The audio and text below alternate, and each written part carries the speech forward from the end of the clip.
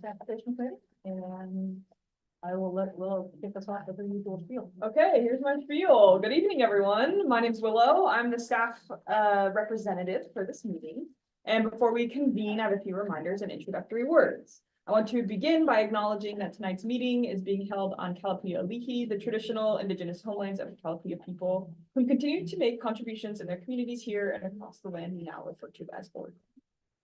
The purpose of the Active Transportation Committee is to advise the City of Eugene staff and community organizations and partners on the implementation of Eugene's Active Transportation Strategic Plan, to represent community and constituent interests in transportation planning decisions, and to provide feedback to staff on projects related to walking and bicycling.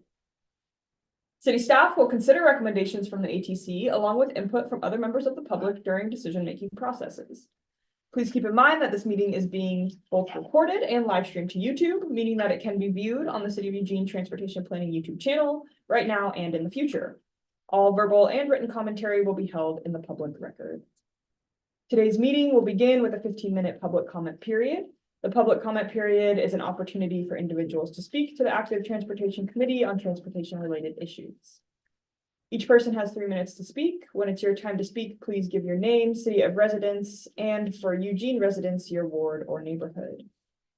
We can begin with those joining us online, which I don't, oh, it looks like there is one attendee who has joined us online. So if anyone online wants to share public comment, you can use the raise hand feature and I can unmute your microphone.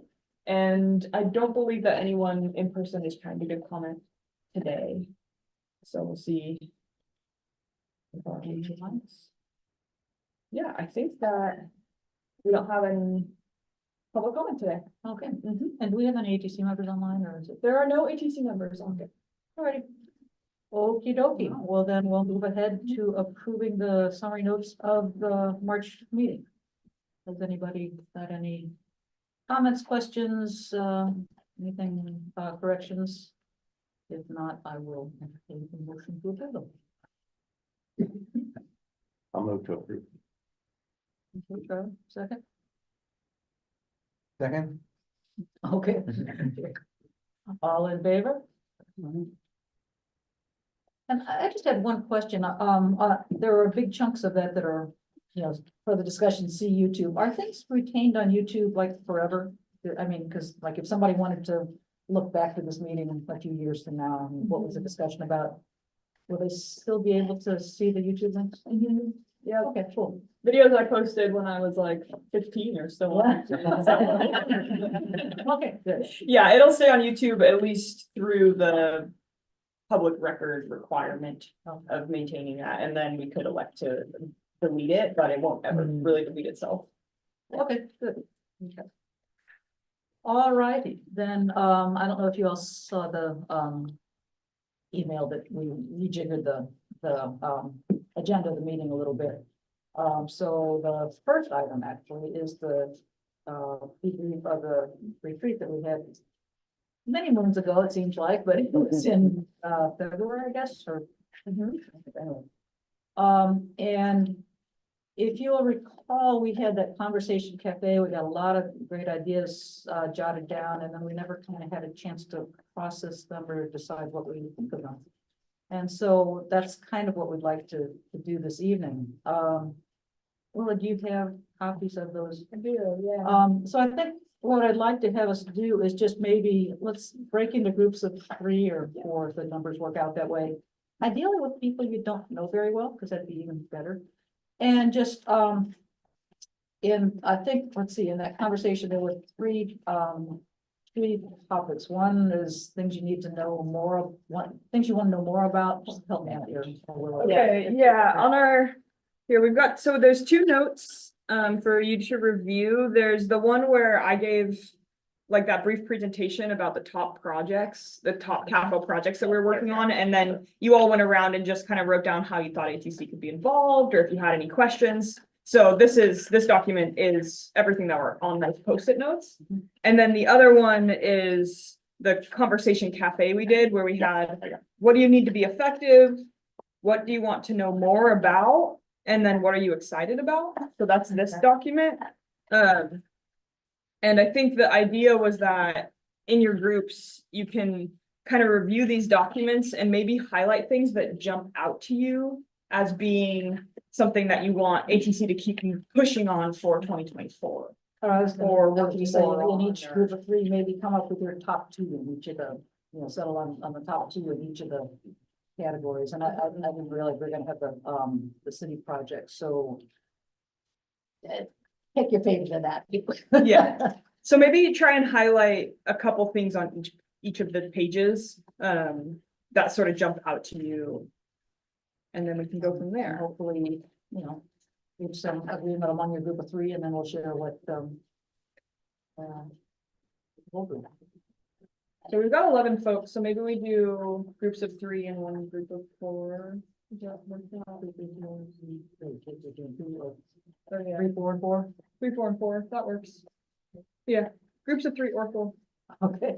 Here's some highlighters that get distributed. Pass those down. Well, it depends what Are that the copies group still is. going around? We're just on the side. They We stalled don't. out. We probably They should. stalled out. I was passing or something, passing down. Oh, maybe I'll pass pass it it across. across, maybe. Hold up with me. Although that sticks to you with highlighting responsibility. Now we could share Oh, that. no. You can share that. Okay, so we've got a total of 20 minutes, so we'll maybe do this for 15 minutes and then, Just don't back them. Hey, they're out of order. Get it, get it.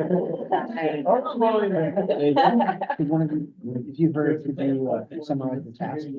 I have no actual. Yeah, we're, power. looking at the, Enter you. All right. With, three questions. I know, it better take 2 minutes. I forget what it's called, the cafe. And we're, marking down City projects or the some conversation. things that I don't know. we, it really makes sense though, because this is like what you need to know.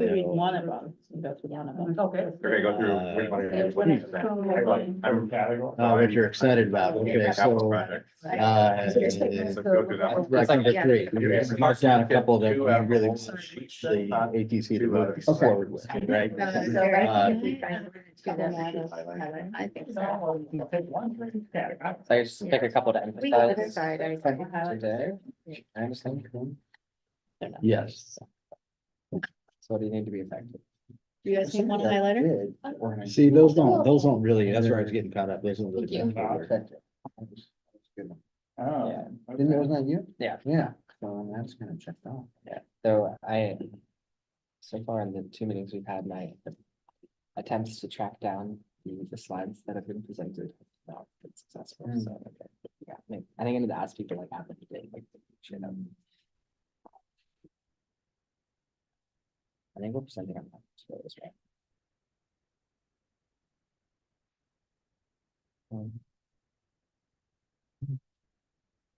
I feel like this, yeah, the early access to staff.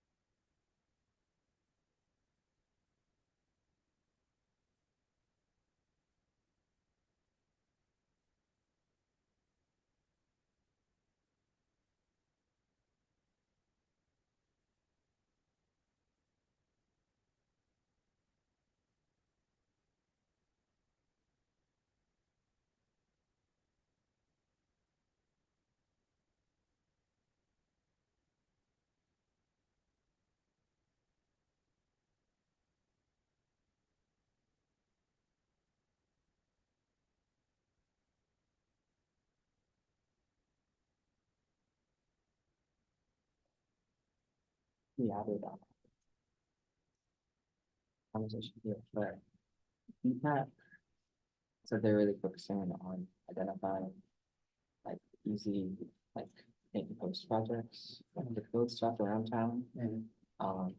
That they can bring forward to their staff, that like, you know, maybe just a little thing here or there that the city may not like recognize. And just like, as a bunch of eyes on the street, maybe that's something we can do in the ETC, is like bring forward some potential like quick build programs. Like, maybe it would be nice if we have some posts here, and things are sent out. Okay. Section 1. I got through the first page. A little more, but I figured We can start, we can start talking. that's fine, I think like. Or jump out. Okay, Angie, go first, where did you put that? Well, Is this sort of what we're interested in, I think is important, right? Is that? I think it's what we wanna work on. Yeah, this year. Like, the idea behind the retreat was to figure out how to focus our energy now.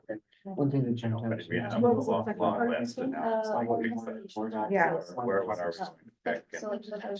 And I'll just say, I see a relationship between the capital project element and huge projects. What's the Kind of the same, in terms of, You know, getting like, involved in the design of that, getting early access to Yeah. engineering Like the and idea planning for having us look at doing the those. TSP, Like, just because I don't do it recently. I mean, it is our sort of basic function. I mean, I think Give they're gonna be advice to building out.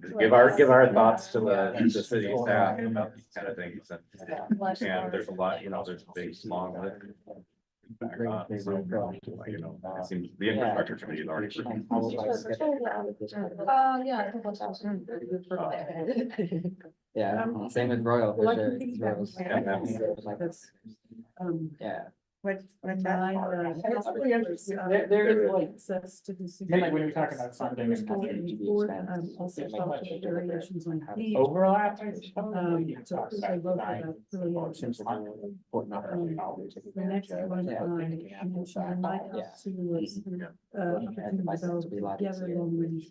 Like a lot of the process funds When there's already. also some a lot of questions, like the sidewalk committee, all just boil down to like, oh, there's not actually just enough money to fix this project. And I think a lot of. Since we've been around, there's a lot of talk to the Gateway Greenways, big deal, Mhm. right? That- So, I wasn't interested in. But could still be making the point that there is also a lot of like expertise in moving design. on. I know there's talk of I said, new ones. But we don't have to do just one Well, I think thing. more time. Were you here, Brian? I don't know, Yeah, more think about percentage. how. Yeah. Yeah. Like, About a professor from the university. Yeah, yeah, that was cool. Yeah. About it. And And where is that? It's, Three- 7 or not to so say, down. but I just, yeah. Yeah. explain a little bit. Excited about the Site You know. The other one that If we, is on everybody's you know, mind what is, if you have creative safe solutions for parking funding, spots. Yeah. and, research bike those, parking present garage them to city spots. staff as, hey, have one that leads to somebody, getting How much of some more things done. topic that is, but. But that's- I think the site visits. That may be a lot of more work in this town for that.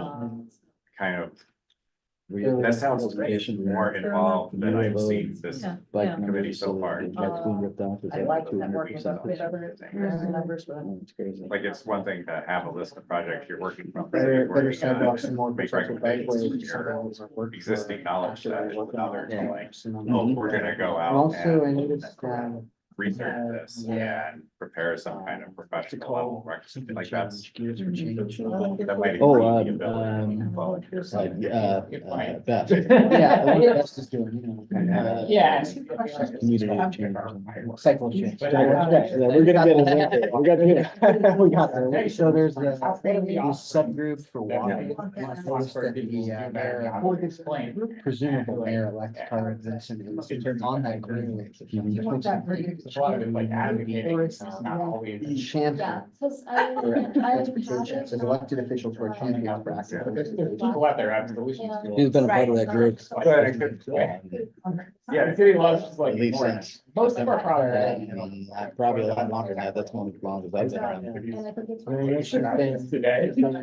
And like, Yeah, I think she's been kind of a chance to do that. Yeah. Going to. This combination of the yeah, we're supposed to get- housing density as well as transportation. I don't want to. Yeah. So, Yeah. then they're all- Things like that, they're beginning the capital project. Yeah. Super nice. I hate to say it, but I like private democracy, which is kind of shit. Well, she didn't have any competition for the longest time. Yeah. So that's Yeah. Building for a lot of things, so I think. So far, and then it's nice focus. I think I'm also the one that. At least, put it on. you know, Jeff, that's I thought it was pretty, their already. On that, that's true. Downtown transit. It seems like it was especially. In general, In our. and Green River. We spent. Like I'm tracking. So we have a report too, what would they mean? I think those are like easy. We had to, they're probably gonna ask us. to come up with two. Lighting It alternatives. seems like they said come up with two on this list and one on this one. Like I like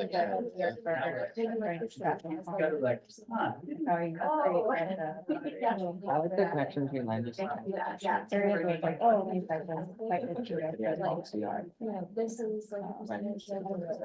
yeah. and they're Really cool. I appreciate this.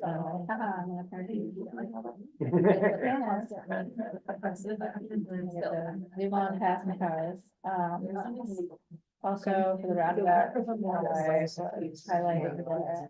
Were you I checking don't out need that it. one bullet one? For better ones. Roundabout, did you say? What section is that roundabout? They were pretty early in the game. I looked at some presentation and, somebody spoke, it's like a 2% increase. in the- Yeah. And then I. Yeah, great. It's already. Yeah. Yeah. Yeah. You guys, you might know. I bet you like that. Like, And I was like, yeah. Used to work in safe route stuff and then. About There. Yeah. You made a video of how easy it is. Yeah, we probably. Sorry, sorry. Water down, right the other end of it. Full of water, that hits the transfer inside. It's ridiculous. So, yeah. So Well, I feel like the sidewalk one we're already kind of doing, so I don't think there's like a focus there. I agree with your mobility and bike here, I feel like that's kind of. So I feel like we can take those out, you know, with process of elimination. Yeah, I think that would be a great. Interested in traffic calming and greenway and improving those, I don't know again what that would. through Josh. Yeah, I love that idea, and I love the double depth of vision, I mean, I feel like. Doing this little committee about like stuff. That's- Yeah. that's what they're They going. studied, Yeah. I got all kinds of city, great ideas. five farm plan. I don't know if That it's all- in the presentation, they pitched it a couple times. Yeah. It could have been like, don't come up with that. Everyone. I've been doing bike registration and, you know, racks. The right place. Like, Say hi, Glenn. Oh, yeah. He was a chip on that. Yeah, yeah. You know, Super nice big guy. concrete planters and put- You know, there is a group Very working on bad. that. And they're in review? They operate out of, How much love you got about that? I'm sort of on the committee. Yeah. I think it's such a. Was there another kind of common thread that you guys heard? I don't know how much they. How they're going to. But I mean, I think we are doing They actually do something. getting involved in the design details. There's a lot of conversation about. Maybe we don't have to highlight that, just something. And you- It's just gonna Shot happen. time, people are sitting around and all these. I guess several. People, Yeah. couple different I don't know. places that index or Yeah. by index and by 29. So there's a lot of depth to it. seemingly complicated thing. So I don't know, this really wants to check on because.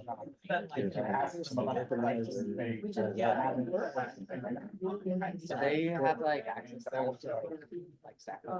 Yeah. Like, or does that? They do not. Yeah, so that's maybe something we could. They're talking about. Press doing that. I'll talk to Chris about it at the next, our next. Legislative work. Yeah. So it would be under. Well, that makes. I assume that. Oh, it's got it. That's all.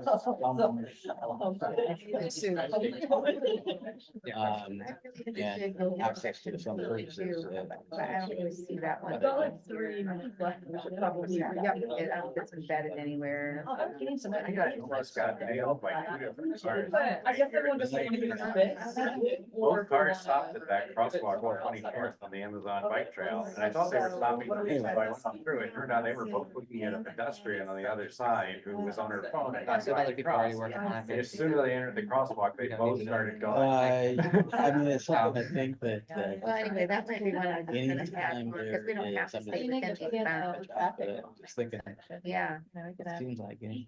yeah. So we kind of eliminated some things, which I think is good. Did you get my- That's already been We done. have- That's already been done. Yes, I'm sorry, I never. Oh, that's. So we're for this. Okay, I.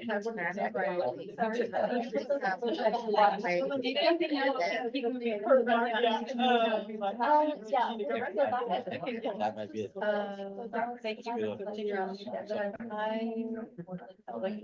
Highlighted the bike part. Yeah, no problem. I'm gonna try to say. Maybe like markers on like. We can move like index. The first guy that wants to. Yeah, well, relative 529. Yeah, I have this as a PDF. Bike index. Oh, I have, do you want comments? Yeah, I hadn't thought of it, yeah, and I don't know. More offensive way of approaching it than just, hey, we need this space for something else, you know, it's not that we're trying to reduce parking, it's that we, oh, we need to put a bike lane, like a lane, you know, we're putting a bike, so. I guess I would move away from framing, reducing parking. Because people get really pissed, like, That's a good point. I agree, but I think. I'm excited about fully connected. Saying quiet part of it is loud. In here with our phone. It's same idea, except for not. I'm showing you a video for. But it's not my private. Isn't, no. You can look up. No, No, you don't. but I was like framing it. Rather than. I don't. Yeah. Greenways. But because Bike Index is open source, if you look up something on. And for records, as soon as they exit, they will find the sensor. There's a lot of. Everyone, as soon as they leave their car, they become like that. Okay. Anyway. Yeah. So it seems like I we don't like understand. decent on some of these topics. There's- with I'd love the to. garage, I mean, it's like, and then I don't following think and. we live in such a weird time. Another one, we Full kind of talked version around kind about of this. services. I Why can't you just do it sort once of and then greenways go out to all affect of them? Okay. Yeah. Yeah, it is a nice stuff. But Anyway, I And think then, maybe I think we Or at talked a lot least- about educating ourselves This is in a staff general conversations about that's some of something. these things, Yeah. you know, so I guess it would be kind of. Yeah. And then figure out that we could have- The Eugene website Yeah. points everyone. So you guys can- Oh, that's it. Okay. Really. Because I think the UPD Since we used now know what. we're Yeah. excited about. Is that right? Yeah, All my. probably every city. uses it. Of the. Info though. It is, but- Yeah, I think, well, I guess roundabout education. But I know, I Yeah. heard, okay. my short term at the school district. Bike clubs that could- Yeah, we should do the next one, yeah. Yeah, well, also. Yeah, it's not because- No, it's not like- Yeah. And, Margaret. Yeah. Page. For jail. That was a good one. Oh. Actually, I don't remember how to get that. It's ridiculous, right? Oh. It shouldn't be, but yes, it is. Right, I mean, you know, you kind of left your bike overnight in a cage, of course they're gonna take I it. don't Yeah, think- But you think about it. I mean, I had- I it's made really huge good- inside the line. Right. So, same thing, somebody, took a, tree from Yeah, I'm good. That's cool. We're good. Spoke the brains out, I put don't one of live these, there very much. put in the ground. I had a thought yesterday, like, oh, I'm gonna print out The the cage wasn't. action. Are they coming growth? I printed out one copy and then I forgot. Yes, Chris. That's okay, they'll be up on it. Cleaning.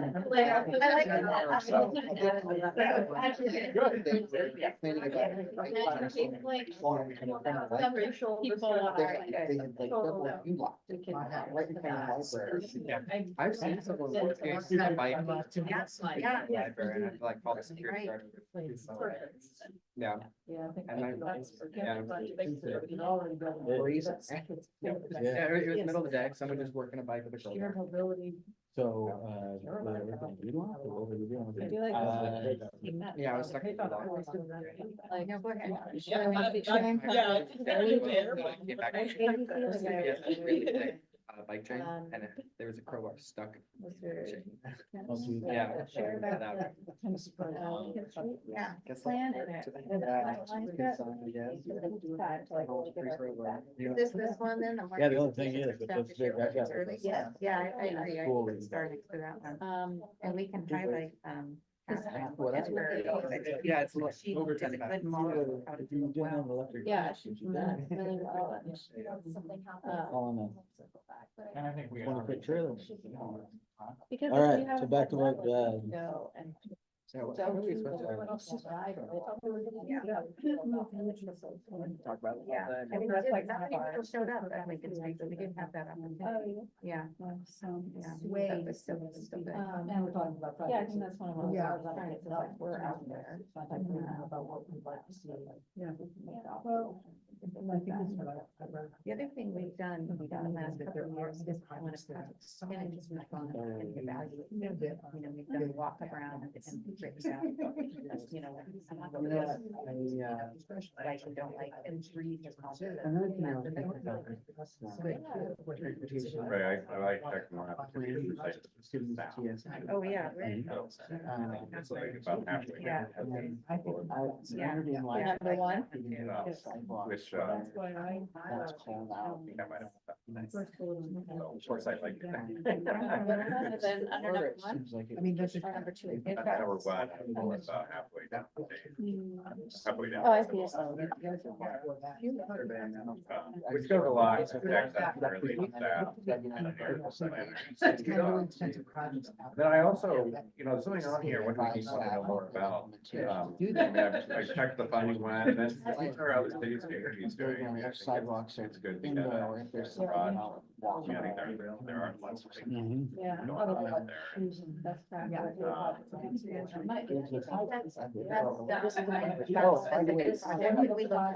Other places. That's another.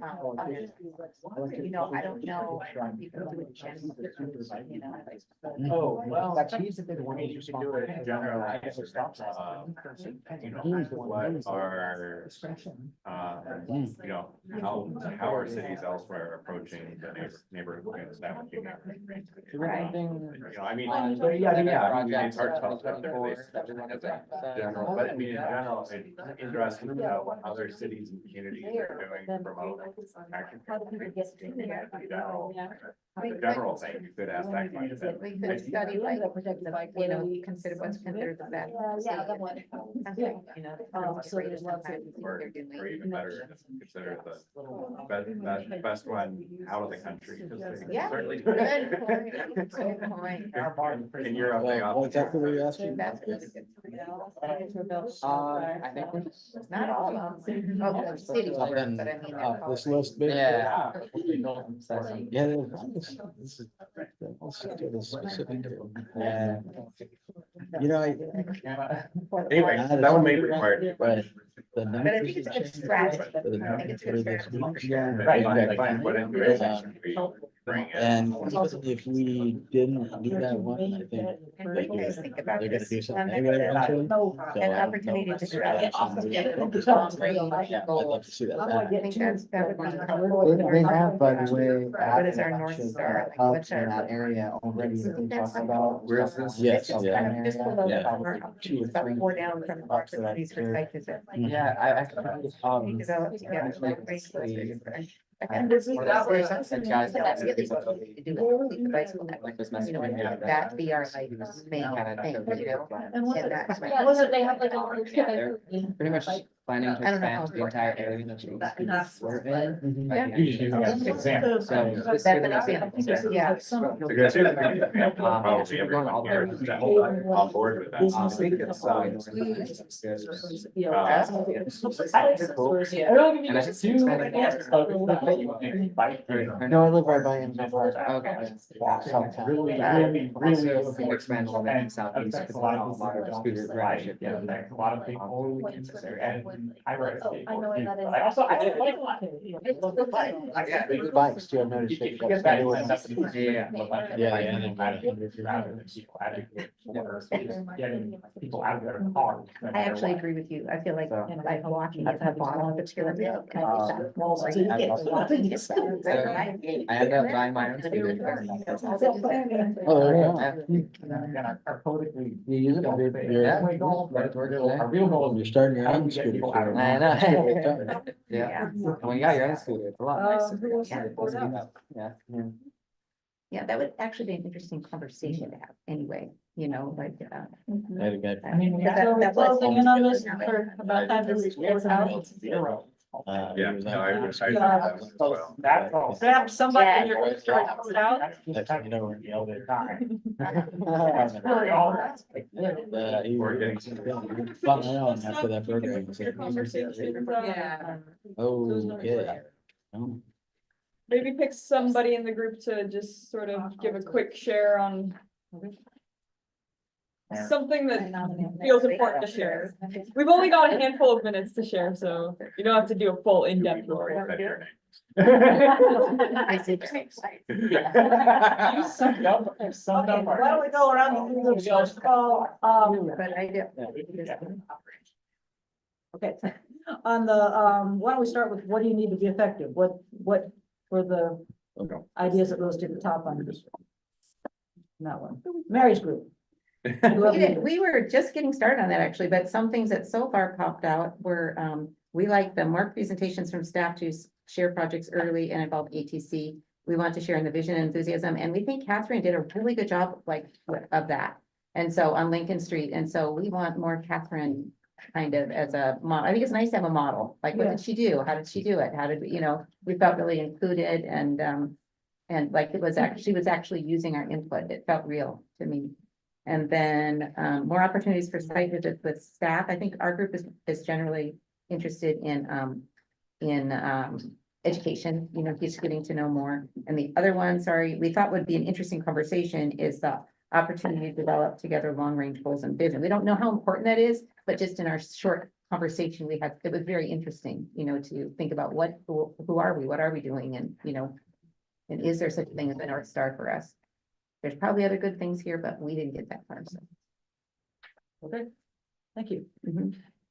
How about you guys? You guys down there, who's recording? I'm not sure if I'm on the same page as my group makes necessarily, but some things I think we pointed out were the early access to staff. And maybe we had a positive note because we were, Yeah, could you speak up a little bit? we were somehow? focusing on things that maybe are already happening, which are really positive. So things we needed to be effective in February that are already happening. So there's progress. Anyway, early access to staff. I know Jody's been attending some of our sidewalk committee meetings. That's been really helpful. You mentioned Catherine, as far as like Mhm. helping us plan through and updating us on and gathering input on some of the projects. Communication happening across departments. I feel like that's happening a little bit here. Like ATC is always good about inviting staff from planning, but different kind of aspects of planning. And that might be happening. We talked a little bit about working with PDD and some other departments across the city, and so that's a good thing. And then we organizing the Google Drive, I pointed out because Peter's in my group and he's already done a great job of that. So we're making progress on becoming more effective. And then are we moving on to number 2 as far as what we want to know more about? Let's. Okay. So, our group had a lot of convergence with the other 2 groups, with, early access and more presentations early on. I think all of us said that. At least one of us talked about, long range vision also as a top, idea in this first question. And then one that hasn't been mentioned yet is the idea of having increased awareness about diversity, inclusion, and equity. And that perhaps the materials that the League of American Wheelmen have put together could be something where we could tap into. Bicyclists, they're not wheelmen anymore, they're bicyclists. Okay. Because they're more inclusive. Thanks for correcting me. I'm showing my vintage art. So that's what we came up for number 1. Okay. Okay, let's move on to the second part. What do you want to know more about? Same order? Yes. Harvey's gonna do it. Hopefully I won't leave anything out. We were really just sorting this. So I think the 2 that we most agreed about were wanting to learn more about funding and what's available, how to go, how the city or others can go about getting it. We also talked about, Vision Zero. I think I don't know, actually, this is under what you want to know more about. I think we saw that as Vision Zero is an important thing to rally around. This one. More information would probably be useful too, but those were the 2 that got the most agreement amongst the group on this list. Yeah, and then one more thing to add on what they were talking about is the connection between land use and transportation. And especially as our urban growth boundaries expand. Yeah, how do we, hopefully we'll do some of that today, but yeah, how do we make sure that the expanding urban growth boundary, has a connection to all the different modes of transportation? How do people walk there? How do people bike there, take the bus and drive? Urban growth boundary is not expanded, but anyway. Sorry, I'm having my snack. So we had quite a bit of energy around what are other jurisdictions, communities, cities doing. Connection between land use and transportation. We were wondering about these encouragement programs and whether they're actually having any kind of impact or not. Are they're working? And then the last thing that rose kind of to the top for us was about wondering about any plans for pedestrian only designation or zone in someplace in the city. Oh, okay, so it sounds like they kind of want to know more about just about everything. Yes. Yeah. I would say we also talked about what other cities and communities are doing and about connection between land use and transportation. I was trying to keep it to 2, but Okay, and what are you excited about? We have a couple pieces on this one. Okay, you get to share one thing. Yeah. One thing. We didn't get that far. Does anybody in our? I'll just throw out, because it came up a lot on the other one, neighborhood greenway implementation. Yeah. I was gonna throw that one out, but I'll throw that one out and add another one. Let's see, excited about the directed bikeways, also. Getting people on bikes. They're related. Well, we were excited about the idea of a full bike grid and elected officials who are champions of active transportation. Mm-hmm. There were more too, but those are the ones that seemed to rise to the top. Awesome. Well, if you would like to leave your highlighted pages behind, or you feel like you want to star some stuff real quick, the chairs and I can use it to kind of help inform our agenda setting. We can sort of review it and be like, oh, these things are highlighted, we should come back to them, but I also captured these notes, so. Okay, are we pretty much out of time? Yep. Yeah, well, our group barely got to the other page, so anyway. We started in. Yeah, we reverse order, actually So we spent a lot more started time on the other page. Well, if you feel like there are any, Yeah, mark up your sheets and we'll. yeah, mark up your sheets, and if there's any notes you want to scribble in the margins or anything like that about anything specific, that you want us to know about for agenda setting, you can do that. Maybe I'll just send a little note from my group. Yeah. Yeah. That'd be great. Send an email. And actually, I've been with this since Mary used to remember to do it every time. Anytime there's something you have an idea that you really want to get something on the agenda, please email Lucy or me, or Willow, or all of the above. If there's something that you want to see on the agenda. Mary used to remember to send that question out, and Okay, well, we're gonna transition to having Jody talk about the downtown transit plan, which we've been eagerly awaiting since last, last session. We had to sort of pivot a little bit, so I'm gonna pull up presentation.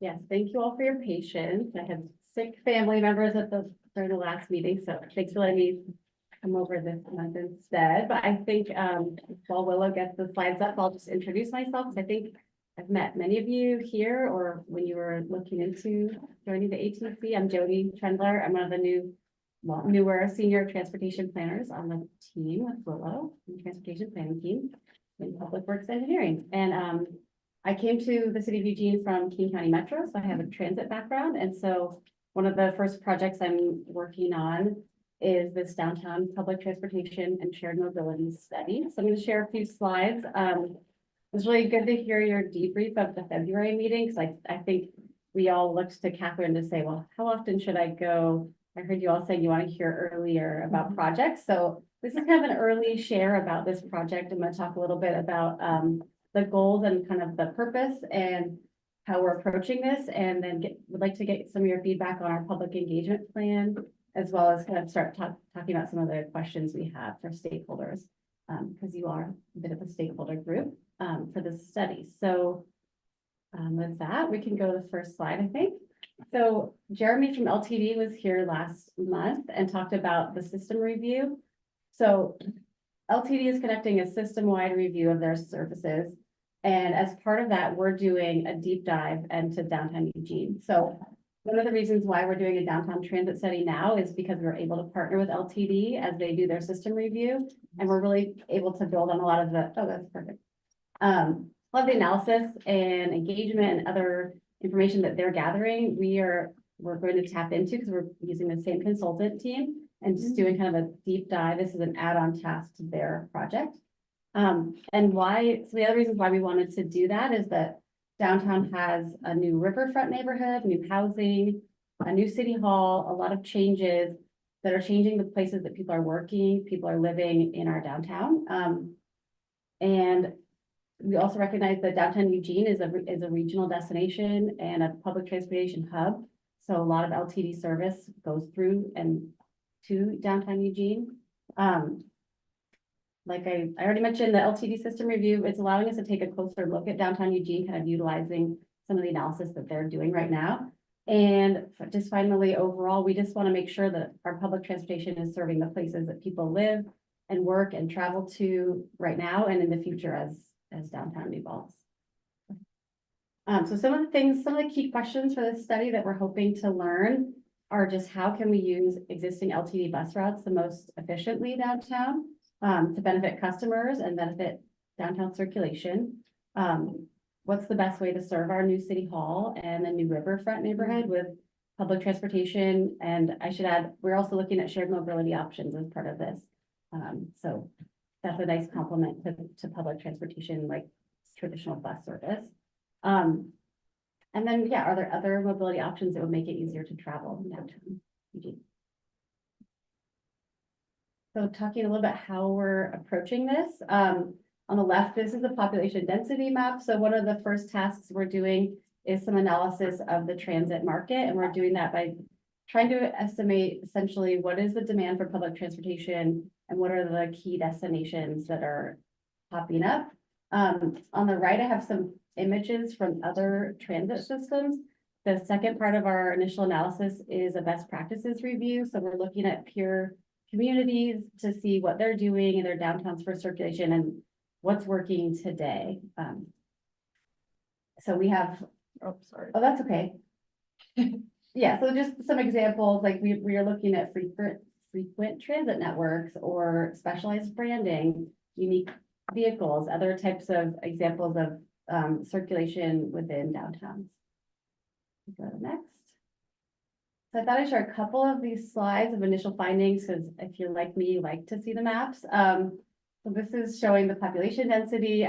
It says on the slide, and I'll say out loud too, that where people live and work are some of the key drivers of public transportation demand and just how people travel. So we're really trying to capture that. This is at the block level. You can and then we're also looking at the future population density and where are people going to be living in the next couple of years as a lot of the new developments that are pretty high density come online. I'll also mention that,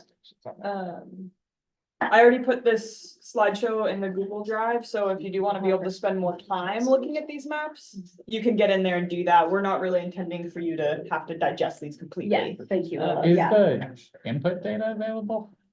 I think they're. like this is from census data, so I don't have the the spreadsheet, but it is, yeah, and I believe we're looking at Spatial 2020 census. We're looking at the 2020 census, so it's for 10 years. Yeah. How do you count students? I mean, they're here part of the year. Do they live here? Well, I don't know what they might list as their address, you know. They should, that's a good question. Oh. Yeah, My land use graph over here. It depends how you looked at the data, but there's like group housing is included in the census, yeah. So they should be reflected. And that's kind of teeing up the next slide too, which is employment density, where the UVO jobs are not shown here. So that whole area should show up as dark red, but the census data doesn't show the. And jobs sorry, that- what are the little purple circles? And the purple circles are just little icons to show you some of the key destinations. So a little hard to see from here, but they're indicating where Eugene Station is, Fifth Street Market, Holt Center, Saturday Market, et cetera. And is it updated to, there's not a hospital there anymore? Is it? There's no little, I guess, there's no little hospital. But I think that jobs block might be, I was looking at that today, that it might still show up in the data. That is 2020. This map might take a little bit of explanation, but we've mapped out a snapshot of average daily ridership by bus stop. So all of the orange is how many people got on. The blue part of the pie is how many people got off at each bus stop. And if you were to draw in the MX line, you would see that all of these big bubbles are MX, which is a really strong driver of ridership. And then the huge bubble is downtown station. The three huge bubbles actually are the various stops within downtown station. So really MX and Eugene Station are attracting the highest number of riders. And then you can kind of start to see where the other ridership is, and some ridership up by the Campbell Center, and places like that. And does the Eugene Station, does that include transfers? Or Yes, it does. Yeah, and I got a statistic today that like 45% of people system wide make a transfer on average. So a lot of those numbers could be people just going from one bus to the next and staying within the station. It's not necessarily 5,000 people coming to Eugene downtown. And then just a quick map of what our routes look like into and out of Eugene. One of the things I see when I look at this is that we have bus service on a lot of different streets downtown. So we'll be looking at whether that's the most efficient way to do things, or if we want to try to make anything a little more easy to find downtown. So it looks like any given street might have a bus going one way or the next. And then the darker lines here show the more frequent. So one of the top things LTD I think reported in their system review survey was that people would really like to see buses coming more often or more frequent routes. So we're trying to capture that and see where there's already frequent service today. Right. Okay. So next I wanted to share with you guys the community engagement plan and stakeholder plan. And there's a slide at the end for some discussion, and we'll kind of go through some of the types of stakeholder questions that we have. So we'd love to get your feedback on this approach. the first stage, kind of where we're at right now and kind of wrapping up is gathering information. So the city and LTD have recently concluded a lot of system-wide and citywide surveys. So we're reviewing those as well as some downtown surveys, bike share surveys, to see what we can learn from those in terms of what people are asking for, what the community priorities are. We just recognize that there could be some survey fatigue, so we're not doing an initial survey at the beginning of this project. We're gonna do one later. The next phase, which we're kind of moving into, is to develop some options. We're gonna start working on those basically next week. Looking at the market analysis and the peers, we're gonna start applying that to Eugene, like which of these options seems like a good idea here and is gonna fit our market.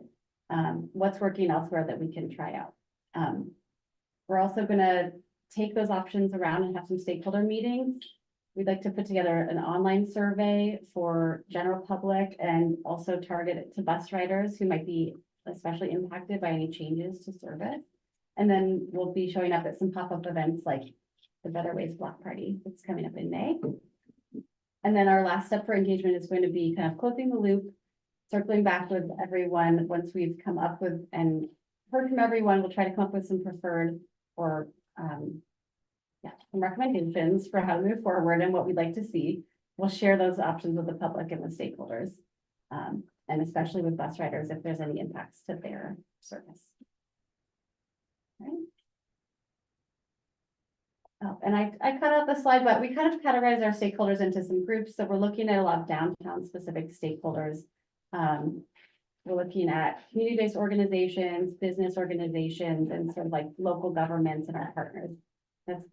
And development community. So that's kind of our stakeholder reach. Our project schedule, we've kind of wrapped up the initial analysis and we're moving into service alternatives. We're going to be starting our really more robust stakeholder and community engagement this month and next. We'd like to move quickly and talk with everyone, come up with some good ideas and have sort of a draft and final plan by the end of June. We were trying to kind of time this to capture the move to City Hall, but I think that will kind of open at the same time. So, but we'll be looking at that and hopefully have something by midsummer to share. Yeah, so we left some time hopefully here for some discussion, questions. These are selected from some of the things we want to ask stakeholders, but we also wanted to just kind of open this up for question and answers and kind of use these as some prompts. So, yeah, maybe we start with just hearing if anyone has questions based on what we just heard before we jump into the discussion question. Good idea. I do. Let's start with Charlotte and then we can go. So Jody, clarification, please. I understand LTD doing a service review of, you know, where the buses go, how often, et cetera, but I'm unclear how, what exactly the city role is in this vis-a-vis what our bus system's doing. That's one question. The other is, what are the sister cities that you're comparing? Great question. So our role is kind of as a partner to LTD. So we're participating in their study. Thank you. Yeah, we're participating in their study, and some of the options we look at might be things that the city of Eugene helps to implement. So I think some of you might remember there was the MGO service a few years back, and that was a partnership. It wasn't just something that LTD put together, but it was a partnership with the city, and the city contributed. Actually, I don't want to speak out. I believe the city contributed some funding as well as ALCOG. So I'd like to fact check that. But I think so. There's some opportunities like potentially to contribute funding or just support in the planning for different options. Okay. Yeah. And then the sister cities? And the sister cities. So we weren't too specific on being like an exact match because we wanted to see what's working well in some downtowns. So we are looking at Boulder, Colorado, Spokane, Washington, and we were looking at these for different reasons. Lincoln, Nebraska actually has that little like trolley shaped bus. So I thought that was interesting to take a look at. One of the things we're seeing is that a lot of these peers, if they have a service that serves their downtown, it has special branding. So we're just kind of look and see like what's working in terms of what they're providing. The other cities are Grand Rapids and Long Beach. And Nijmegen, which if you met Jasper, who was a visiting planner last year, it's his hometown and they actually have a pilot circulator right now, so he's sharing some information with us about that. Thank you. Netherlands. Yeah, I had a oh, yeah. question, Yeah. yeah, but, it's a little wrapped up in Charles' question. All right, I'll just ask it, it sounds kind of pointed, but just, what's your goal? Mhm. In, The goal for, in the goal of doing this study, right, I think it's to work with LTD to make sure that I think while they're doing the system review, they're not really looking to make significant changes to the system. Whereas I think with this study, we're looking to make sure that transit is going where we need it to go, public transportation, and potentially broadening some of those options. So we might end up making more significant changes than they might have been interested in doing with their larger system review, which is really more of an operational review. They're looking at small things like schedule adjustments and frequency additions and what to do with their resources. This is maybe looking a little bit more of a big picture, like maybe some more big ideas can come out of this. They're not constrained by that. That makes sense? Seems like you're thinking about like what's not working and what are ways to fix it. sort of Yeah, like that. I think we're just trying to take a closer look at downtown circulation and see if there's anything we can be doing better with our resources and with our partners. So my quick question is, I mean, you have a picture, I mean, it's mostly buses, you have one picture up there with cycling, scootering. So what, why is that picture there? Does this involve something more than just the buses? Or how are you Yeah. incorporating those other modes into this, what you're doing? Yeah, thank you for that question. So we started this out as a public transportation and shared mobility study, and especially with the riverfront and city hall. We're also looking at like where our bike share station is going to go and how are we providing, but since we started this survey or this study, we no longer have the scooter share, so the number of options that we're providing cut shrink. But I do think some of the things we're looking at, some of the examples from other cities might come up with other unique shared mobility options that we can see if they work here. One of the things they have in Nijmegen, that Jasper is sharing is they have a variety of types of bike that they share. They have like cargo bikes, so that's the type of thing that our peers are using. It's a shared mobility then. Shared is a part of mobility, this. yes, Okay. yeah. To get to that first question of like barriers to traveling around downtown, I gotta say, when you mentioned new branding, that did somewhat concern me, because between the regular bus, MX, the Diamond Express, Link Lane, Right. some of them you can use a regular bus pass, some of them you have to pay cash. A bunch of them have different fare structures. The idea of throwing one more branded bus with a different fare structure even maybe, like, is a little concerning. Like if it would be free, then that would be that would be great. But even if it was cheaper, I feel like just having another brand with another number might be a little concerning. Like even finding the bus stops for like Link Lane and Diamond Express can be confusing because they're not in the bus station, they're like separate. So yeah, that would be definitely a barrier, I think, if there's an additional branding there. Thank you. Is there anything that exists that says you want to go here and like a grid that shows all the different transportation options and like, are they, the payment and the, you know what I mean? So you can kind of compare. Is there anything like that? I know LTD does have a page on their website that kind of is just a full list. I don't know if there's like a matrix like you're talking about with matrix, yeah. fares. Yeah, and I don't know, like to your point about, I integrated mean, how to book fares. it, how to, Yeah. there are it's a lot to figure out. Mhm. Yeah. Yeah. to some extent, Google Maps knows some of this information, so Yeah. presumably it's available. Well, then I guess I mean. Better transit is great, shared mobility is great, but it still seems like the vast majority of people, if we can get them out of their cars, are gonna be walking or using their own bikes, so in a way, it seems like we're kind of studying the toe and not the whole foot, So I guess I'd like to see more spillover into, sure, if you want to use a shared bike, there's one there, but if you got your own bike and you want to go, it's like, we want to make sure that the routes work and particularly the Route 1 district. I mean, it's a kind of tricky site. There's not a lot of places to get into it well, and you got railroad tracks and it's a tricky site. And transit to that site, to the new city hall now is kind of awful. That's not very nice.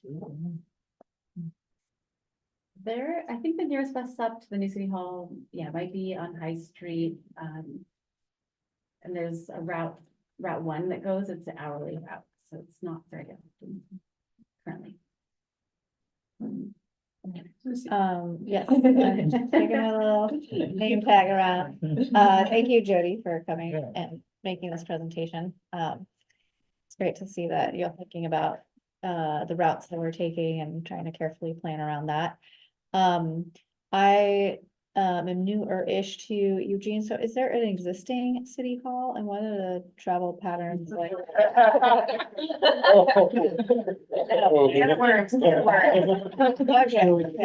Yeah, so everybody knows.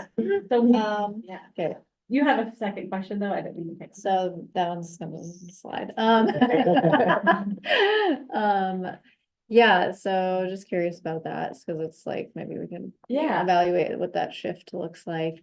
And then I was just taking a look at some of your questions and it's like, what are some of the major destinations I travel to? I would say like downtown to the downtown core. I really enjoy those streets that have sort of like a raised area where it makes walking feel like it's just like the road is an extension of the sidewalk almost. Yeah. Like you don't have to step down into the road. You're just kind of like gliding to the next sidewalk. So I was wondering if any of these travel pattern studies could incorporate some additional elements like that, like trying to target where the pedestrians are going. I know we have a lot of information about like buses and where people work and things like that. So maybe around places where people are going into the office and might be leaving the office like for lunch or something like that, could benefit from more of like pedestrian infrastructure.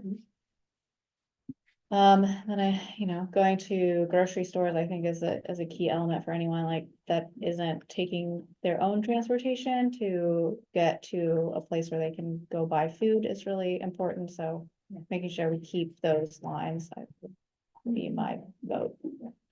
Yeah, and then just the feedback on that cute trolley. It's cute, but I kind of have this sense of like when I see one of those that I'm in like a tourist town. And to me, public transportation feels like I would like to make it feel like we're using it every day, not just like as like a fun activity, but just getting from place to place more so than that. So yeah, I think like a balance between like, nice branding and also like just utilities where I would lean. And I could tell you where the old city hall was. There used to be a city hall and it's a parking lot now across from the county courthouse. So it's like Pearl, Okay, yeah. 8th, 7th, it's that Mhm. whole block. And the city removed that in the 90s, 2000s, 20 years ago or more. And I think they had planned to rebuild, but the current city hall functions, like the council chambers are at the LCC building, right? So we're moved, so it was there, it's now kind of really close to downtown core, and then that will be out at the site, which is about a mile from this transit station, so it's a long walk. Yeah. for many. Okay. Thank you. That's this abridged version. Get a lot of I wonder what they're gonna do with opinions the about parking this. lot. Well, it was gonna be a new courthouse, but we didn't approve that through a vote, so it's a parking lot. He said I could go next. Gary, I saw his thing. Oh, no, Go ahead. I think Mary was first.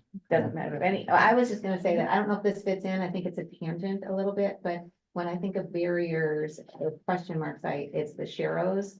On Willamette, and I don't know if there are other places, because, so again, I think it'd be really interesting to have a discussion about that with our group and see if we have any recommendations, because I think the comfortability, the comfort of riding those is vastly, it varies a lot. And I'm I've been traveling by bike for years and years and years, and I still have a question mark every time I use it, like, are cars gonna acknowledge that I belong here? Even if I'm really confident, I have this, so I feel like that belongs in a study, and I think it'd be a really great discussion to have as a group. Do we have any recommendations as a group, about that?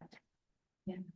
I'm glad you mentioned that, because I didn't put it in the slideshow, but this is kind of a part one, and part two, we haven't fully scoped out yet, but we want to look at sort of our streets downtown and kind of how what modes are prioritized on which streets. So I think that's the perfect type of thing to look at when we get to that, is like, if we're gonna, especially if there's like tons of bus service, is that compatible with bike lanes and bike shadows, or kind of like, do we want to sort of emphasize different things on different streets? And if so, what does that look like? So this is your Yeah, signal at for the, the at hand. the I'm risk getting it of sounding both naive and idealistic, I really, as a citizen, am desiring like a moratorium on construction in the downtown core. I just am in a construction fatigue mode, and I don't know how many other Eugene citizens share my sentiment of just wanting the city to be kind of like navigable without major construction for like, I don't know, like a year, 2, 3. So, if at all possible, I just, like, this doesn't look like what I'm seeing here as if it would be construction heavy, but it would be really nice if we could make this all work with kind of existing infrastructure or this new infrastructure that we have now downtown. With maybe, some new page driving and signage and things like that, but just minimal impact, because it's just, there's a little bit of fatigue. It's good fatigue. I mean, it's optimistic fatigue. I mean, I'm excited for it, but it's just fatigue. So don't build anything as part of it. Yeah. I'm just It's gonna great time possible. check on us real quick. We've got 2 minutes left. Joe. I've already had one. Does anyone else want? Oh, you, Peter. you So want- let's go Charlie, then Peter. Okay, so, I noticed you had on your dots there, you had the railroad station identified along with LTD. I'd say one frustration I have is that those two are so far apart, because I would take a bus downtown to get on the rail to go to Portland or something. Likewise, I think it'd be nice, as a member of the Active Transportation Committee, for anyone to be able to arrive in downtown Eugene and be able to circulate around without having to have a car, whether they're coming from the airport, I guess my taxi now, since we don't have a bus, or from the depot. And I guess it's sort of a big picture thing to think about in this study. How do we make that possible? How do we make it possible that you can go to the university to downtown if you're someone coming from outside of town, outside of the city, without having to run a car to get around? And meanwhile, you can solve my problem of not, having to drag a suitcase 8 or 9 blocks, well, it's really not that far, it's 5, 6 blocks. But Annoyingly far. what's that? It's annoyingly far. It's annoyingly, it is annoyingly far. So I have lots more to say on that subject, but I will That's a good. defer, That's a so, fantastic. Yeah. yeah. Yeah, second, the annoying transfer between Union Station or Eugene Station and Eugene Station. The other thing is, I understand bikes or buses need wide lanes in order to get around, especially when they need to turn. But that kind of makes getting around as a pedestrian rough. Like, I'm especially thinking about 11th and Willamette, where 11th is, I think, 4 lanes wide. There's a parking lane, 3 through traffic lanes. And there's a ghost bike there where someone died, and you get to look at that while cars go by at 40 miles per hour. And like, how can you narrow the lanes and make cars slower? Like maybe with like truck skirts, or I don't know. Someone else probably knows better than me, while also allowing buses to get around, because the bus passengers are also pedestrians. And so somehow we got to prioritize both. And what have other cities done successfully to do that? That's great. Yeah. that's a good thing. Thank you for that comment too. Yeah, Cheryl. And I'd also like in thinking big picture, Jody, to plant the seed about minibuses. So things that look kind of like a rental car bus at the airport. They've been used in other cities like Johannesburg and they're fabulous. They you get more drivers, so you doing more employment, they get fuller, they can run more often. Anyway, I like Charlie, I could go on and on, but please think about minibuses. Well, those little Embo buses were pretty cute. Really many. Yeah, there's me. And somebody told me they're still parked down somewhere in one of the city garages. The vehicles are still here, is that? true? Yeah, I think is one One of them them being used belongs at to Cascadia. Cascadia Mobility, and they've tricked it out, and they use it all the time. Yeah, they bought it, and now it's like their They workhorse. use it for moving bikes around. I think. Yeah, and they've like painted it and got stickers on it. Why don't we use those again? What was the? COVID, it was like a pilot program and then COVID happened and it just got dissolved and I don't I think see. it's really on the docket for coming back. It wasn't really that successful before COVID started and then it was really unsuccessful. After LTD doesn't have enough Okay. bus Yeah. drivers for its. Yeah, they don't even have enough bus drivers for their regular routes right Okay. now, at least. Okay, we gotta transition. Okay, we've got special guests tonight from, what are you, community development and planning or something like that? Mix of all this.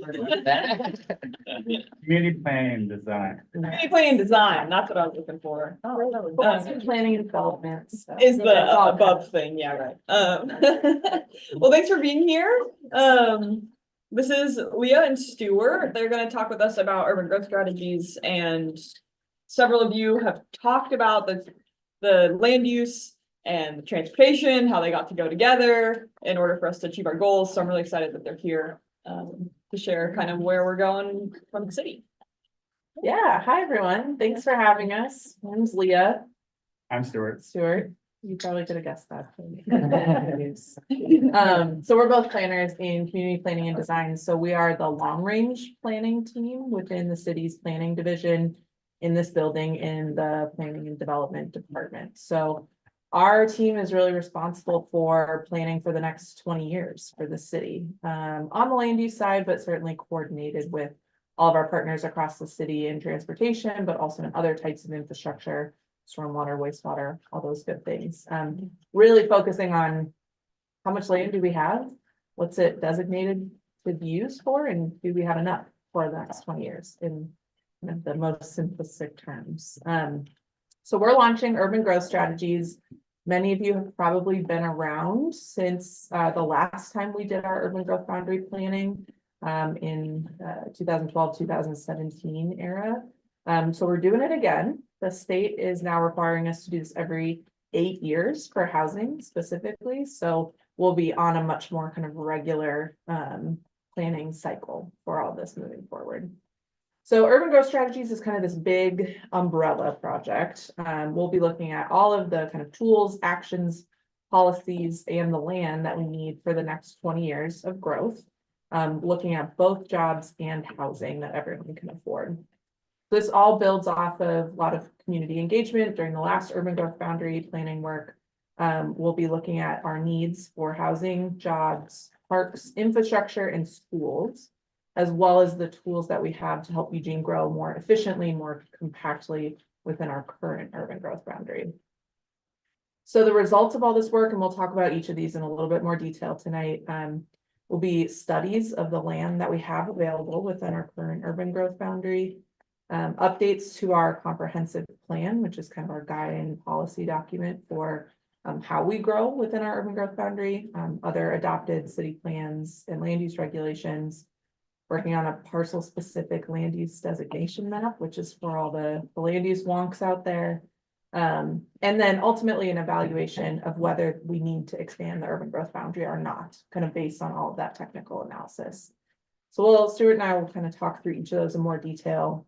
You want to go to the next slide, Willow? I went to the next slide on my computer, but then I realized. To goals or to agenda? Just quickly the agenda. So we're gonna super fast do some project background. talk through the components to this work. We wanted to specifically highlight some of the active transportation components that you all may be interested in. Talk a little bit about upcoming engagement and then leave plenty of time for your questions. I was happy to hear you talking about this earlier, coming to you earlier. We're at the very beginning of this project and it's a 3-year long project. So there's not a ton to respond to tonight necessarily, but I'm really setting this up for future opportunities to come back to you all and to engage in other ways. So I'll just quickly read our goals for this because they're pretty wide ranging, but we, through this work, are looking to advance Eugene's vision for a community where people at all income levels can afford to live, work, shop, and play. Facilitate the production of more housing and move Eugene towards more fair and equitable housing outcomes. Support data-informed policy decisions about urban area growth, including when to expand the urban growth boundary. And the next slide is to provide meaningful opportunities for community members to inform how Eugene plans for growth, centering the voices and experiences of people from underserved populations in decision-making. And then, of course, as with all things land use, with lots of state statutes and administrative rules that we need to comply with along the way, including, as I'm sure you all have heard, lots of things happening at the state level around housing that will influence how we do this work. This work advances a lot of our city council's existing priorities. So completing our Envision Eugene comprehensive plan has been a priority for several years. We completed the first chapters back in 2017. We also, the city council pretty recently approved our housing implementation pipeline. So that's our 5-year work plan to advance key housing priorities across the city. Really articulates our commitment to more housing production across the spectrum of housing needs. And then it also advances, this work will also advances several priority projects within the Climate Action Plan 2.0, specifically the section of that plan around reducing emissions from transportation through compact development strategies. So again, building more efficiently within the land that we have already. And then much of this work is supported by the city's current strategic plan. Lots of housing needs addressed as kind of urgent community needs. So just quickly, it will go through kind of the phases of this work. I'll talk about the first two and then hand it to Stuart. So the first phase of this work is really focused on housing. We'll be developing a few different resources that are really focused on identifying and addressing our community's needs and priorities around housing. So we'll develop what's called a housing production strategy, which is basically will be an adopted work plan, 8-year work plan that looks at how we will meaningfully advance housing production, preservation, and protection of our vulnerable community members from displacement across the city. And in the shorter term from that 8-year work plan, we'll look at what are called land use efficiency measures, which is a super wonky term. It is basically the policy tools that we have to use the land we have in our urban growth boundary more efficiently. So encouraging or allowing more housing and jobs on land than we would have previously expected from previous growth patterns. One of the land use efficiency measures that we know we'll be using is the climate friendly areas designation. I'm not sure if you all have heard much at all about climate friendly and equitable communities or CFEC. That was a set of state rules that came out in 2022 that looks at reducing vehicle miles traveled in our metro areas. So designating these climate friendly areas is one component of that that'll become part of this suite of work. Climate friendly areas are intended to be designated areas where people can meet their daily needs without relying on a car. So these are dense mixed use areas with good walking, biking, and transit connectivity and a higher density of homes, jobs, and services. So designating those areas will be a part of this suite of work. The next piece that I'll just very briefly touch on is kind of our understanding our land supply and our needs for how we use our land. So again, that's looking at all of our different urban uses. So land for housing, land for jobs, land for parks, schools, infrastructure, assessing both on the supply side, what we already have within our urban growth boundary, what can be developed or is vacant or partially vacant right now, and then what our demand is for the next 20 years and making sure those things are going to match up. That I'll hand it to Stuart. And I'm going to talk about the policy outcomes. So go to the next slide, please, Willow. So all this housing, land supply, technical analysis work will then lead into policy outcomes. Majority of these policy outcomes will live in the second phase of our comprehensive plan. Currently, we have 4 new chapters coming in the comprehensive plan: housing, compact development, urban design, community health, and then our last one is community engagement. Within those policies will live policies on like climate friendly areas, for example. And they'll also be supported by Envision Eugene Community Vision, which was done back in 2012 to 2017. And then on top of that, we'll do additional community engagement to kind of support these new policies as we develop them. We'll also be adopting a parcel specific land use map, as Leah mentioned earlier. She made it sound like it's really a wonky thing, but it's actually really simple. It's in the comprehensive plan, we have this map that says this is what land can be used for. And we divide it up with little lines that are sometimes based on things, sometimes not. Now we'll be able to say this line that lives here for a reason, and this is exactly where it lives. We're all really excited about this map. We live right now on a really small paper map that's really hard to tell what things are designated for use. So this would be a great advancement in development in Eugene. And both those two things will be adopted in 2026. Other policies will come through changes to our land use code, which basically says this is what you can and cannot build and how to build it in places.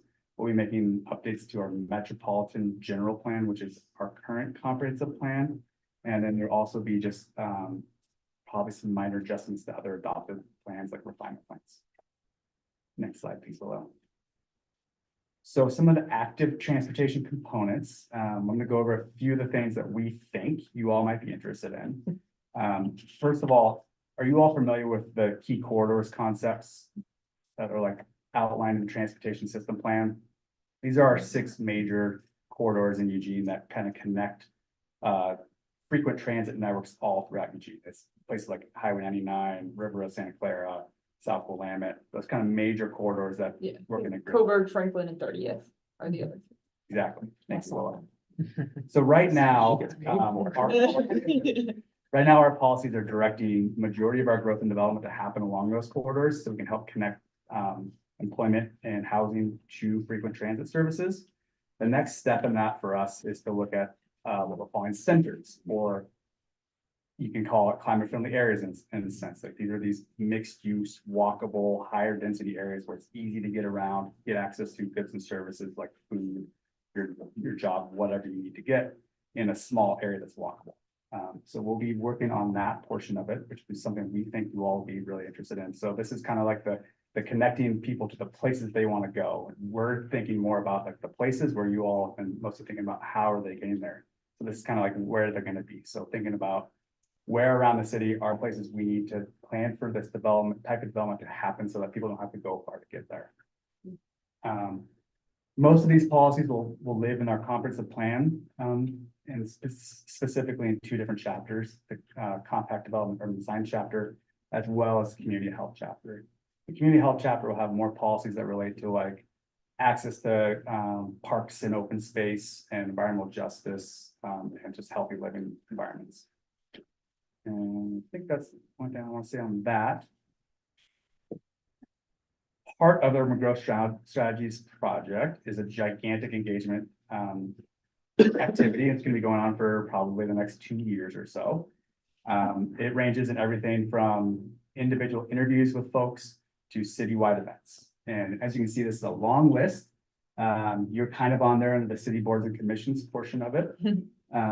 If you want to learn more about the exact engagement activities that we're doing as part of this project, we have a community engagement plan that was approved by the Planning Commission last February, and it should be linked in your fact sheet that was sent out tonight. Maybe it's on page 7 if you want more information about each one of these engagement activities. Next slide, please. The fact sheet was on when I sent out the agenda. There's a thing on there that you can click on if you didn't click on it already. Good. Thank you. So the next steps for our engagement, and really, what we're here to talk to you about tonight is getting involved in this project. Coming up here pretty soon, we're going to have a survey on centers, which will just ask some general questions about what you have access to now.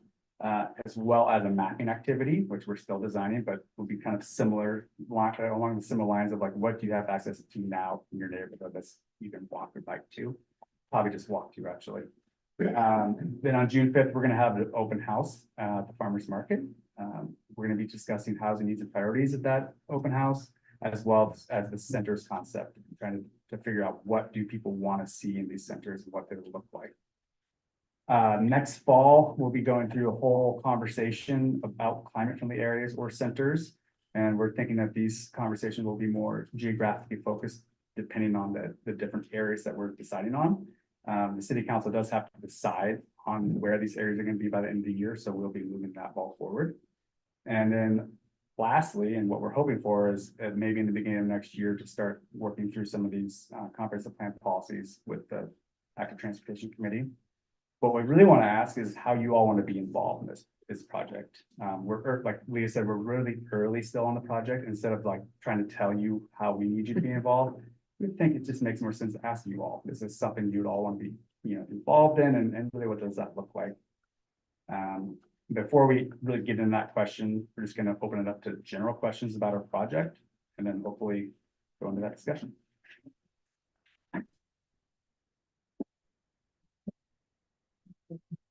Let's start with Charlotte, and then we'll go to Josh, and then we'll go to Sue.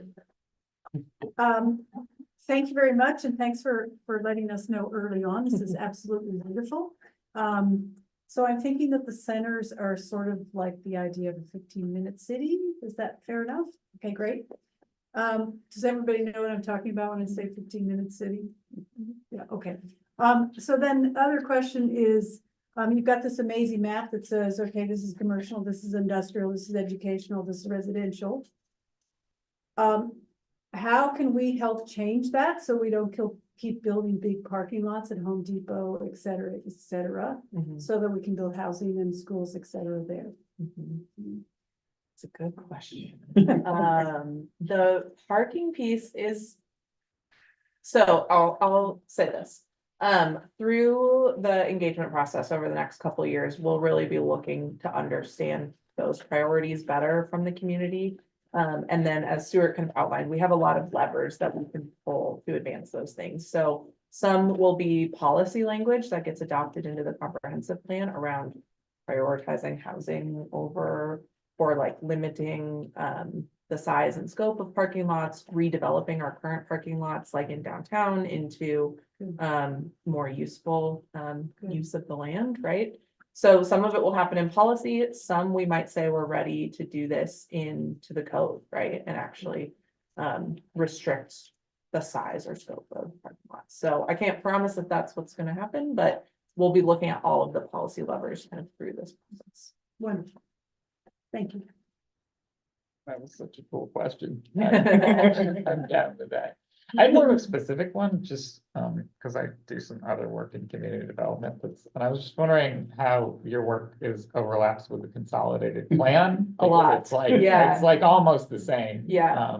It's a great question. The consolidated plan, something that our peers in the affordable housing team and community development work on, that is the federally required plan from HUD that they basically have to do on a 5-year cycle to say how they're going to spend HUD money on affordable housing projects and also on support services for service providers and things like that.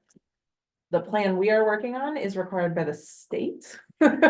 So they are very compatible. They will likely be saying a lot of the same things. We are working very closely with them. They are different in their regulatory natures. But there is a lot of overlap and we're working closely with that team. Okay. And doing a lot of our engagement together because we're updating them at the same time. Yeah. It's a good question. I'm on the CDBG advisory committee, yeah. just like talked about. Yeah. Exactly So the same. We're like very at aware. the open house, for example, they'll also be there I hope so. Yeah. talking about kind of similar conversations with folks. Yeah. Yeah. We're trying to do coordinated engagement as much as we can. Yeah. Because we're asking a lot of the same questions. Yeah, that's what we hear from the community a lot too. They're like, can you just come once? Yeah. Like, why do you have to come over and over again? Yep. Yeah. Totally. That's great. Betsy?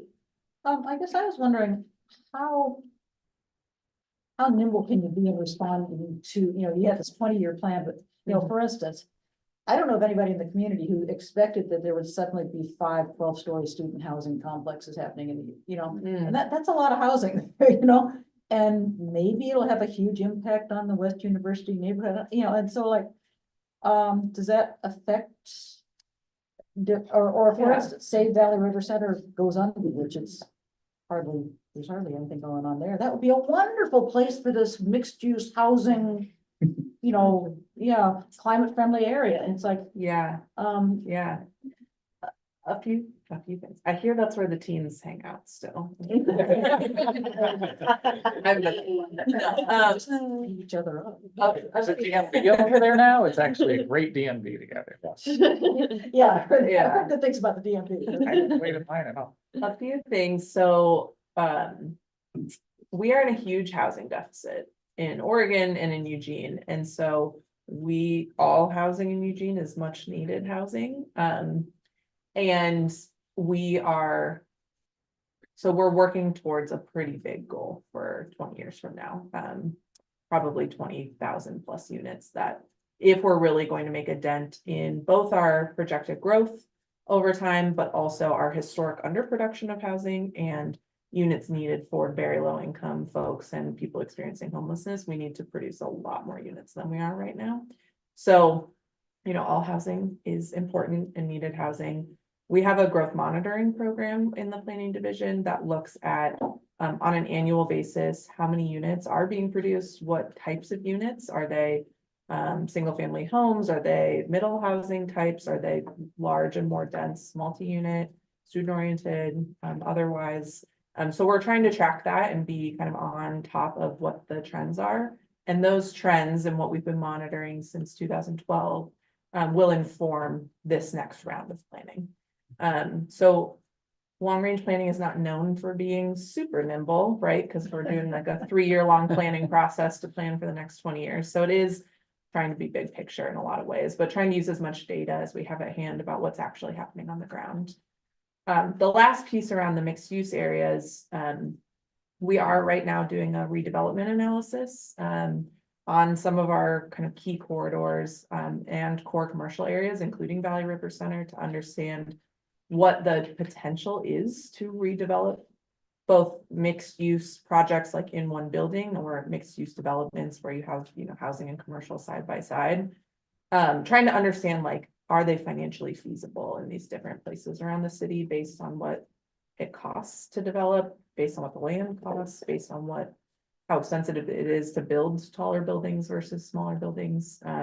So we're just starting that process right now, but that'll hopefully inform us, like, where is some of this potential and what are some of the levers that the city can pull to actually increase that potential to see some of that more compact redevelopment that we want to see and mixed use development we want to see. Hopefully I answered your question. But... Yeah, and I guess I would just add, I've heard from developers that it's really expensive and hard to develop stuff in Eugene compared to other communities. And so I'm hoping that they can get rid of some of the stuff that drives developers crazy so they can actually get in there and build things and not have to jump through so many hoops or whatever. I'm not a developer, I don't know what, but I've heard that so often that it's really hard to develop things in Eugene. Yeah, that housing production strategy I mentioned at the front is looking at all of the potential barriers that make development hard or more expensive, or the end product to be not affordable to people who live here. I think more than anything, that's what we see a lot of. And so what are the barriers that the city can help to take down? The levers we can pull to make it easier to produce housing and to produce the type of housing that we need in this community. And a lot of those policies will be enshrined in a comprehensive plan, the housing policy chapter. So we'll have like good, strong support for staff to step up and take on some of these barriers and try to remove them or change them. Mm-hmm. I think you were next.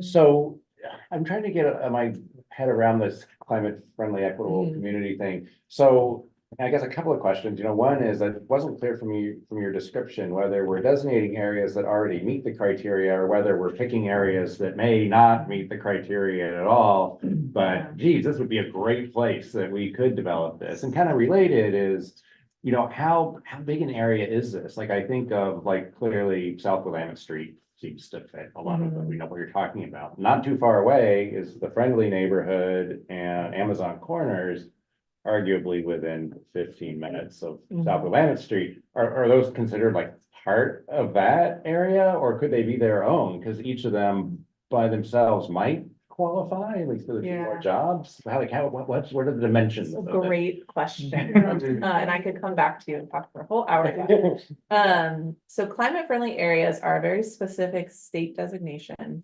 And they're very prescriptive in what they look like. So they are like the most dense example, tall, dense example you can think of when you think of like mixed use centers.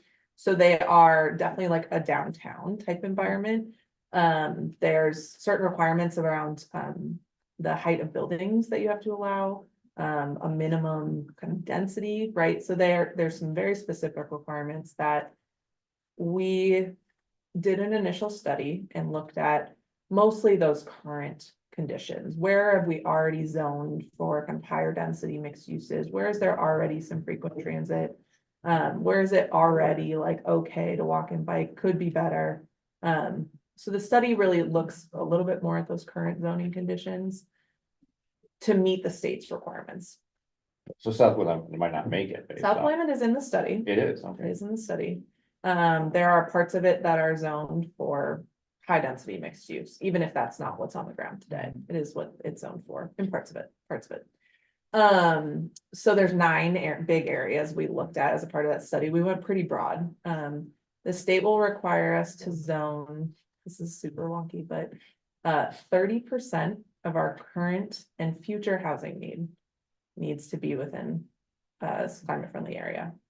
It's zoned capacity, which is not like a real life on the ground number of housing units, but what it could accommodate based on its zoning. So it will likely be more than just downtown, but we haven't figured that out yet. What are the areas of the study? Not that many. Is that on the website? Yeah, I can send you guys a study as a follow-up from this meeting, because I probably won't be able to name them all for you, but it's basically on the key corridors downtown, and some of the higher density residential areas kind of branching away from downtown. But as Stuart mentioned, we know that the climate friendly areas, this really specific narrow state designation, isn't gonna be right for everywhere across the city, but it's part of our community vision that every neighborhood is walkable. That every neighborhood has access to their daily goods without having to get in a car. And so what are those different scales of mixed use centers? Whereas climate friendly areas is like the most dense version, but then we have places like Friendly that are more of like that neighborhood scale. So the center's concept and the policies that support that will be a few different scales with climate friendly areas in the mix, but not the only type of scale and not the only tool that we have. Is it all apartments, or is there condominiums and those kind of? It is a minimum residential density, and it doesn't dictate what type of residential density, so, or residential development, so it could be more dense, like middle housing types, or multi-unit. Even like attached row homes or something like that, if they were dense and small enough. But I lost the second part of your question. I think you got it. Okay. Yeah. Just A asking mix what of those kind of things, yeah. housing it was. Mhm. Sorry. Oh, the condos, that's the second. Give me the piece. cut in front of her, but. Condos are really hard in Oregon for some silly state reasons, so we don't have a lot of them here, but so most of them will probably be rental. We're already over time. Okay. Keep things, I can tell when people are engaged, but can we just keep your questions quick, please? Well, you might have answered mine, or I might be naive, but what I don't understand is, are you decision makers, or are you taking something to the city council, or what's that Yeah. process briefly? Like, where do you fit in? Staff will make a recommendation based on technical analysis and community engagement. That we'll bring that to the planning commission. The planning commission makes a recommendation to city council, and city council will adopt. Okay. But here you're making an analysis of how to increase the density of housing. What about increased density of public places, and particularly schools? and other land use areas such as, grocery stores, and other retail. Yeah, we don't set like minimum densities for commercial or public uses in the same way we do for residential. We'll work with our partners at schools and infrastructure providers to understand their land needs and make sure they have the land that they need to develop over the next 20 years, but we don't set minimum densities in the same way. We will be looking at jobs planning, what types of jobs we should plan for, how much land they need. Are we talking industrial jobs versus commercial versus retail versus office? And all of those look kind of different in terms of what type of land they need, where they might be located in the city. Why aren't you looking more at schools? I know a lot of the schools here seem to have a lot of extra land, and they could, and they're now going up at 2 stories, but Yeah, they're still not very dense. we don't have any authority over the schools. It's probably the simplest answer. A lot of it's working with them, of course, though, and the center's conversations are kind of focused in that way of like, where can we influence more dense development around places where people need to get, so parks, schools, grocery stores, all those kind of concepts. How do we set up new areas to develop in that way? Cool. Yeah. Oh, yeah, we've still got a few name tags. Yeah. Just quickly, I love the idea of having a mapping activity with the engagement. I think Yeah. Move Huge was incredibly successful, and the more you can emulate that, I think people love putting things on a map, especially at the farmers market. Great idea, definitely do that. And then is the planning zoning for 20 years from now, is that still gonna be like R1, 2, 3 commercial industrial, or is there a plan to change that into more like avoiding nuisances and not like being as prescriptive of land use? Yeah, at this stage, it will continue to follow our underlying plan designations, which are those like low, medium, high residential, commercial, industrial. Do you want to talk about the community health chapter, please? I think when you say nuisance, are you talking about industrial next to residential, like that kind of thing? Yeah. Yeah, part of this process, we're not doing any rezoning that we're aware of right now, right? We're kind of setting up the conversation to look at the technical analysis and see what our needs are. And as far as the land use designation map goes, there's no plans to change any designations at this point in time. Not to say that it won't happen in the future, but part of the comprehensive plan, the community health chapter, so thinking about or looking at what policies do we need to have in place so we can start doing a bigger look around the city to make sure that everyone has a safe, healthy place to live and may not be next to polluting places. I'm curious about the intersection between, like, when a center is identified based on its proximity to the transit corridors and existing zoning and density and all those things. So if that goes into the final kind of report and recommendation that's adopted, does that influence at all infrastructure, existing infrastructure? So for example, if you're saying we really want places that are gonna be walkable and that, and yet the existing infrastructure is really poor, let's just say sidewalks, for example. Would that at all like would there be any kind of money that would go to that to kind of offset? Because you're basically saying to a neighborhood, hey, you neighborhood are like identified to be like basically like high densified. Your sidewalks that are bad are gonna get more traffic on. Is there any kind of help there? We've been thinking a lot about that. Well, maybe just me, but unfortunately, we don't have the ability to say like where the city puts their money. We can help to create policies that better reflect the needs of the community, and hopefully, and we can make those recommendations to then city council, who can then appropriate funds. We are looking at the different policy levers we do have for saying things like that, like in these new centers, this sort of development will also need to have this sort of an infrastructure or prioritize investment in these sort of infrastructure projects in these specific areas. I will just add that the climate friendly areas. This is what you're gonna say. Those designated areas are required by the state. We are required to do a multimodal inventory in those areas and then prioritize improvements for walking and biking. in transit as needed in those areas. So climate friendly areas do have more teeth. We could try to emulate something like that for all centers. That doesn't guarantee the resources, as you all know, there's limited resources to do that work, but prioritizing those areas for future improvements could certainly be a policy decision that's made. Not by us, but we can run.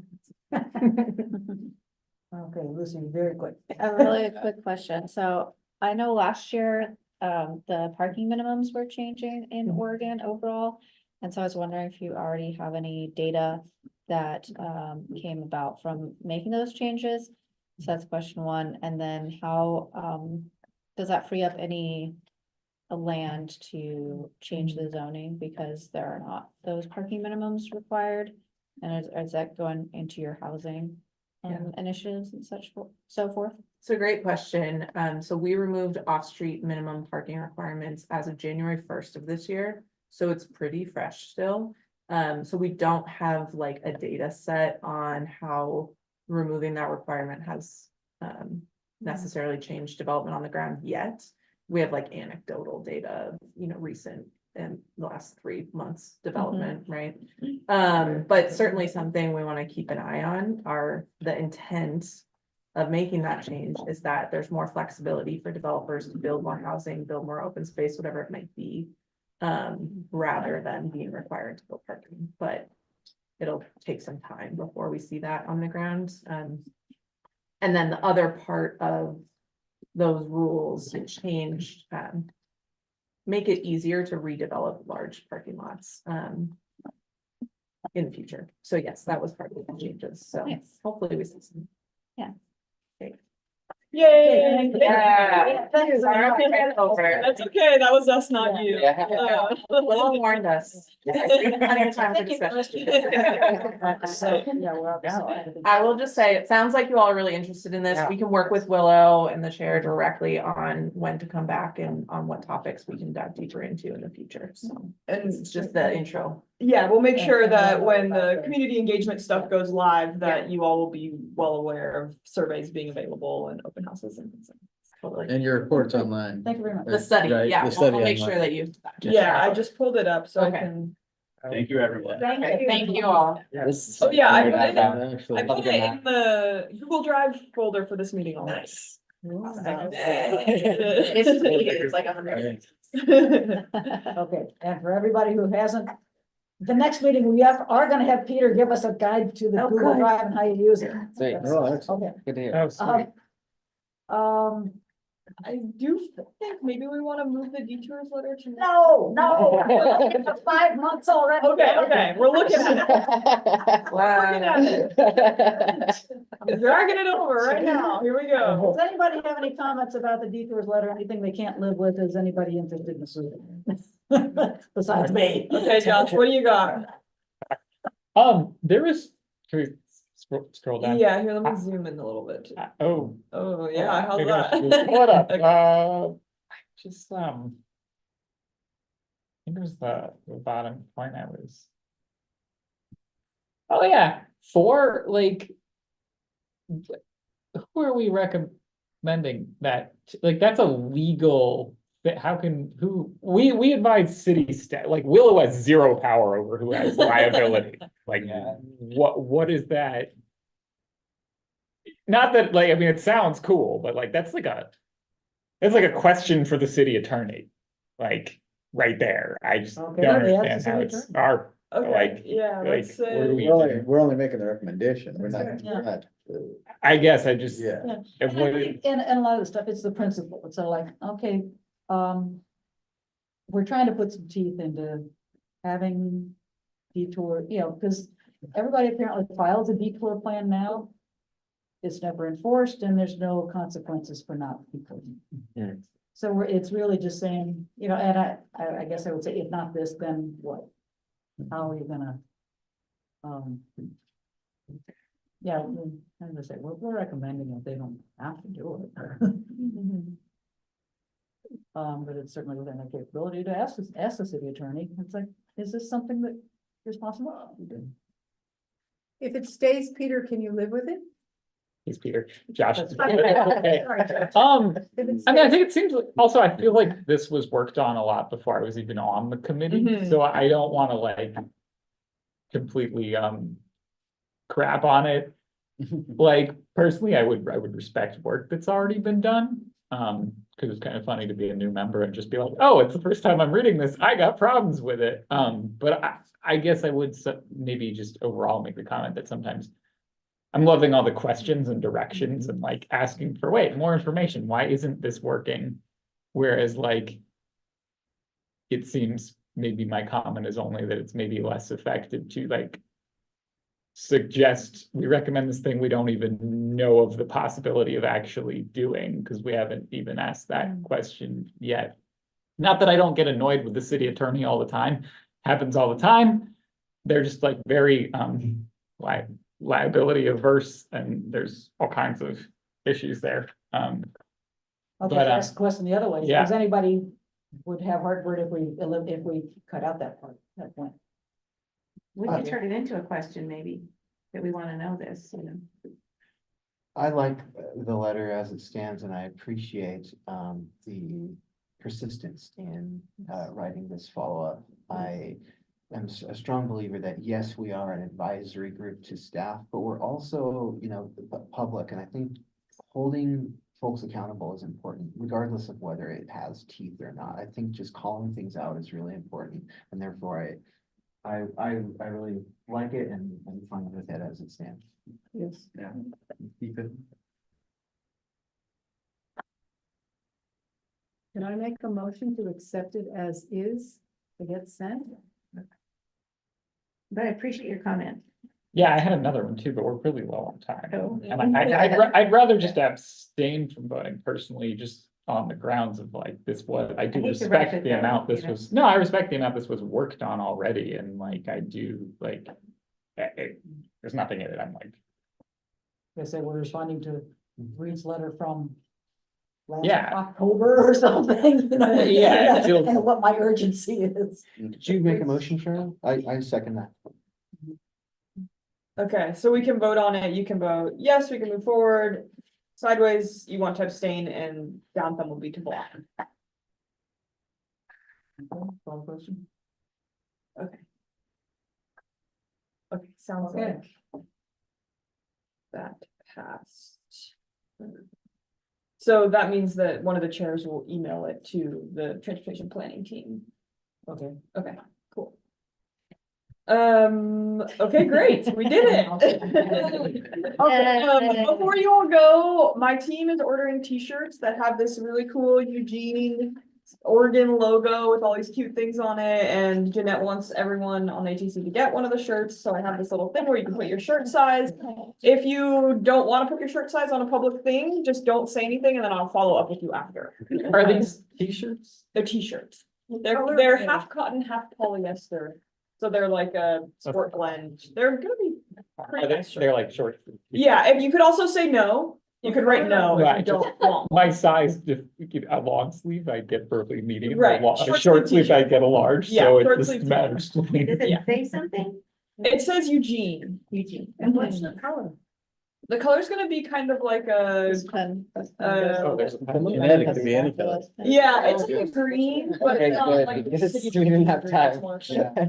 Pastel lime green. It's like a lime green, but pastel. I guess, but not full pastel. That's good. Right, are we- We're only getting green, so. Yeah, that might. There was a lot of turnover at COG. They nearly had to cancel the meeting. It's not enough. Your, Oh, but it worked out. Someone showed up late. Oh, right, there was. Oh, yeah. Our last rep was great. um,